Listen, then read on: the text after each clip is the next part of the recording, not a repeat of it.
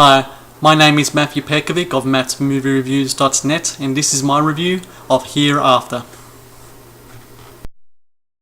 Dull and unmoving, Hereafter offers little more than cop-out resolutions to its supernatural themes and a lack of testicular fortitude in its refusal to utter the words heaven or God.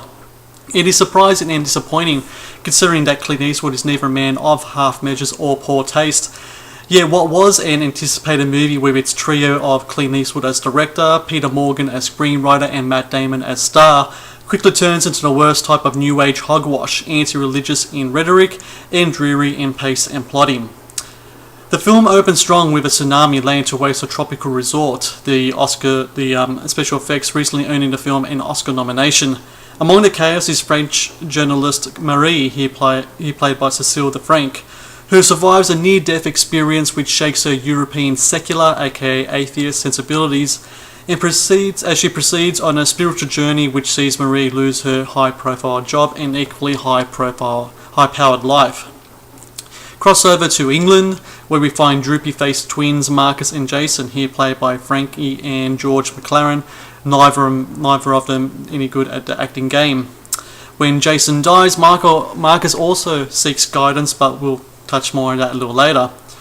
Then we head over to San Francisco, where we meet George, Matt Damon, a psychic trying to ignore his gift for speaking to the dead, often dodging pleas from the bereaved who yearn to speak with their loved ones again. It is the scenes featuring Matt Damon that are the best in the movie.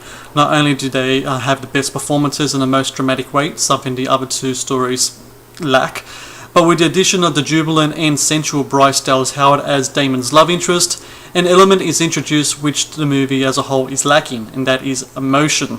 Unfortunately, those moments fail to save Hereafter from its fate, with Morgan's script failing to tap into the potential which this sort of material can provoke, and Eastwood equally inept with his overwrought direction and his dreary piano score, which I sincerely hope he ceases to use in future releases.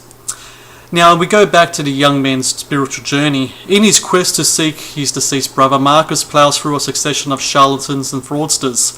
Soon religion becomes a, albeit fleeting, subject, and both Islam and Christianity are absolutely shunned. The latter especially so, with one scene at an Anglican funeral featuring a disinterested and disrespectful priest just going through the motions. And later, Marcus, looking on YouTube for spiritual guidance, comes across a man talking about the Christian concept of death, and he just shakes his head in disbelief. Now, exactly how Eastwood and Morgan figured they would get away in preceding a film based on the afterlife without even mentioning God is a mystery. Yet in their insistence in bashing the beliefs of religious worldviews is not only disrespectful, but illogical, considering that the themes on hand has a direct relationship with religion. In fact, it is hard to believe that a film called Hereafter fails to mention God or heaven at all. Perhaps a better title would have been Hereafter, and God is not invited. If that was the case, I wouldn't even bother watching it at all. That was my review. My name is Matthew Pejkovic of mattsmoviereviews.net. If you want more news, more reviews, more interviews, trailers, posters, all that good stuff, head over to www.mattsmoviereviews.net. Thanks.